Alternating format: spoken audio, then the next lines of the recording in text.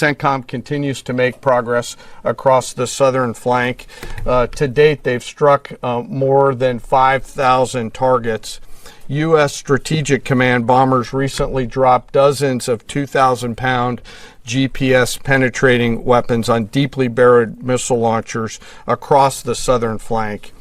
We also have struck several one-way drone factories to get at the heart of their autonomous capability. And of course, alongside our regional partners along the southern flank, continue to execute intercepts against one-way attack drones using fighters and attack helicopters.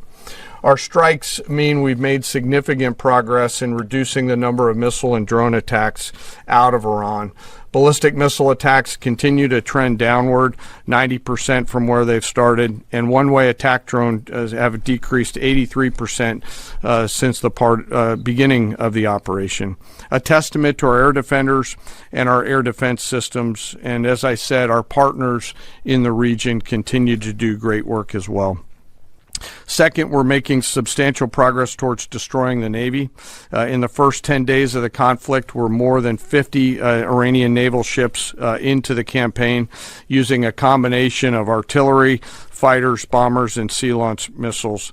As Admiral Cooper noted last Thursday, we struck and sank an Iranian drone carrier ship, and U.S. CENTCOM continues today to hunt and strike mine-laying vessels and mine storage facilities.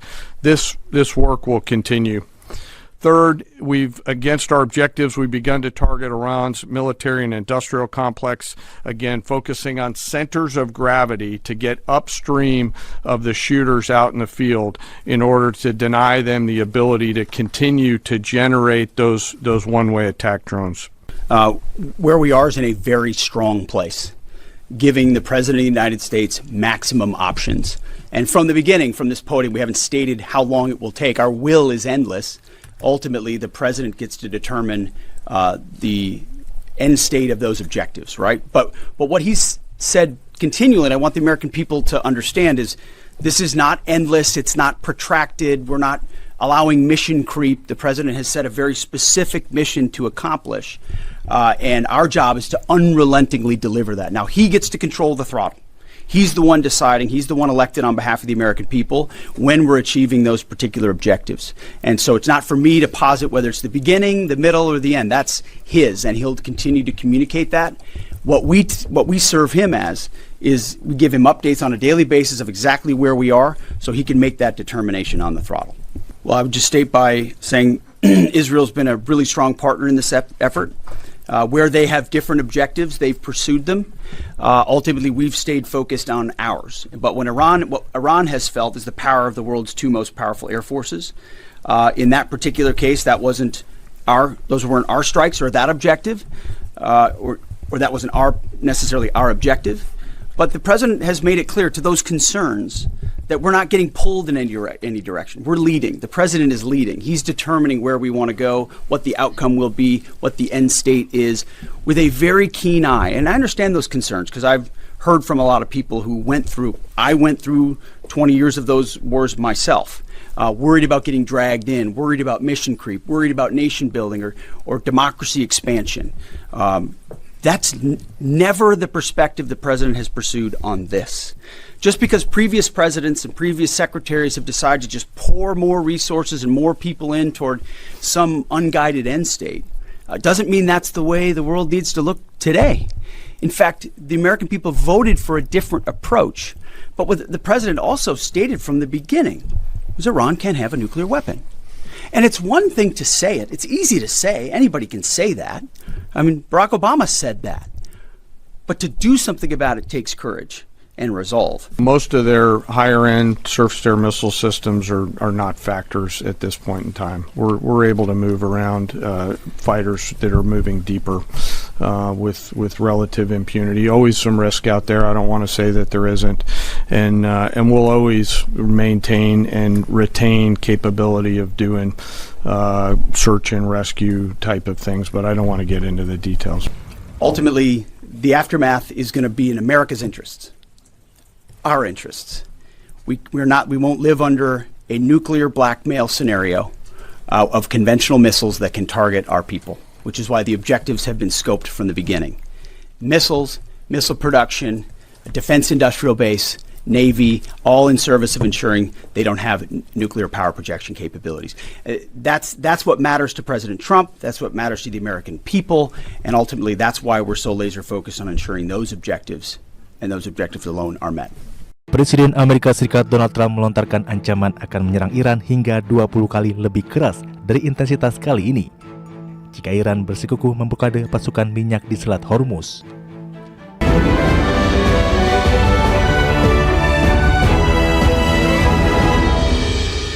Kembali bersama kami di Prime Market Highlights, pemirsa, kita ke informasi mancanegara. Presiden Amerika Serikat Donald Trump akan meningkatkan serangan terhadap Iran jika Iran bersikukuh untuk memblokade jalur pelayaran di Selat Hormuz. Namun pemerintah Iran kembali menegaskan mereka tidak menutup Selat Hormuz. Presiden Amerika Serikat Donald Trump melontarkan ancaman akan menyerang Iran hingga 20 kali lebih keras dari intensitas kali ini jika Iran bersikukuh memblokade pasukan minyak di Selat Hormuz. Trump menambahkan Amerika Serikat juga akan mengincar target-target yang mudah dihancurkan sehingga tidak memungkinkan untuk membangun kembali negaranya. Namun Trump juga berharap hal itu tidak akan terjadi. Sejumlah laporan juga menyebut Trump juga menebar ancaman terhadap pimpinan spiritual baru Iran Mojtaba Khamenei untuk mematuhi segala keinginan Amerika yang terkait dengan Iran, termasuk soal nuklir. Laporan tersebut mengemuka usai Trump secara terbuka menyebut penunjukan Mojtaba Khamenei sebagai pimpinan tertinggi Iran adalah sebuah kesalahan besar dan meragukan kepemimpinan Mojtaba akan bertahan lama. Di sisi lain, Menteri Luar Negeri Iran Abbas Araghchi menegaskan bahwa Iran sama sekali tidak menutup Selat Hormuz maupun menghalangi pelayaran di kawasan tersebut. Araghchi menyebut produksi dan pengiriman minyak dunia melambat atau berhenti bukan karena Iran, melainkan karena serangan dan agresi oleh Israel dan Amerika. Dengan demikian, Araghchi mengatakan Amerika dan Israel adalah pihak yang bertanggung jawab membuat seluruh kawasan tidak aman, dan Amerika Serikat serta Iran pula yang membuat kapal tanker dan kapal-kapal lain takut berlayar di Selat Hormuz. Berbagai sumber untuk IDF Channel. Prancis bersama sekutunya tengah mempersiapkan misi normalisasi jalur pelayaran di Selat Hormuz. Presiden Prancis Emmanuel Macron menyebut misi tersebut bertujuan untuk mengawal kapal kontainer dan tanker minyak agar lalu lintas pengiriman energi global dapat kembali normal.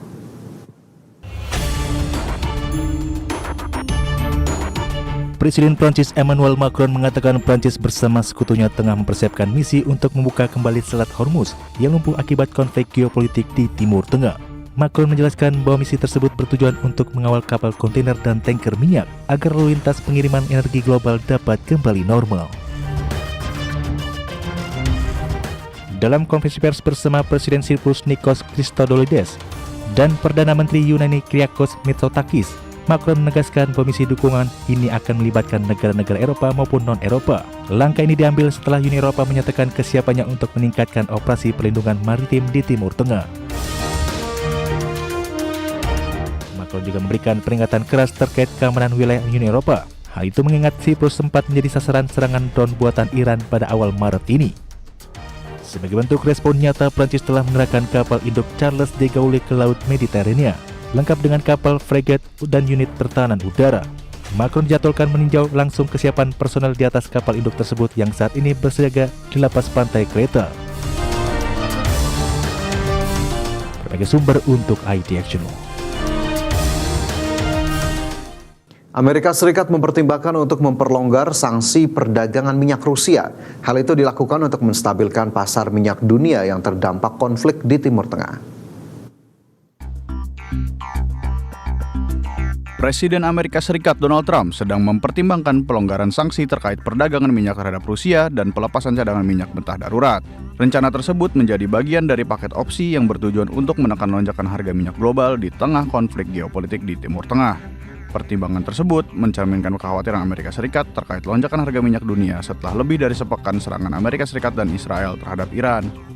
Trump mengatakan pada Senin kemarin waktu setempat, Amerika Serikat mencabut sanksi terhadap beberapa negara sebagai bagian dari upaya untuk menstabilkan pasar minyak dunia, namun menolak untuk memberikan rincian pencabutan sanksi tersebut. Menurut Trump, pelonggaran sanksi terhadap Rusia berpotensi meningkatkan pasokan minyak dunia pada saat terjadi gangguan besar terhadap pengiriman dari Timur Tengah akibat konflik Iran yang meluas. Sebelumnya, Amerika Serikat pada pekan lalu telah mengeluarkan pengecualian sementara yang memungkinkan India untuk membeli kargo minyak Rusia tertentu untuk membantunya mengatasi hilangnya pasokan dari Timur Tengah. Berbagai sumber, IDX Channel.